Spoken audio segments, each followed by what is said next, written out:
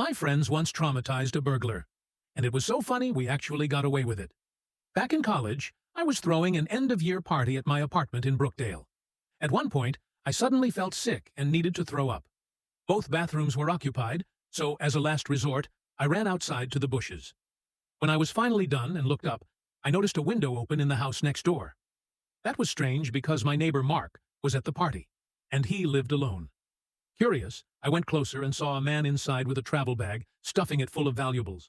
It took me a moment to process what I was seeing, but when it hit me, I sprinted back upstairs and told everyone there was a burglar in the house next door.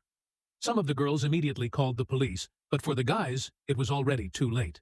A few grabbed brooms, one guy even picked up a roll of duct tape, and they all charged over to the neighbor's house. The burglar spotted them, panicked, and tried to escape through the same window. But before he could, the group tackled him to the ground and started whacking him with the brooms. He was frozen in shock as more of our friends came outside. The duct tape guy began tying his hands and feet together. I still don't know why the burglar didn't resist, because soon someone brought out a giant trash bag, and they managed to fit his entire body inside, leaving only his head sticking out. They used up the whole roll of tape, wrapping him like a Christmas present. He kept mumbling for us to let him go, promising never to return. The police still hadn't arrived, and one guy suggested getting even more supplies to tie him up. At that point, he already looked like a human caterpillar, but the group ran to the dollar store anyway, returning 10 minutes later with a rope instead of rubber bands. They weren't going to hurt him, so I went back inside to check on everyone and see if there was an update from the police. 5 minutes later, I came back outside and saw they had somehow tied him upside down to a lamppost. He was just hanging there while everyone, still drunk, continued the party.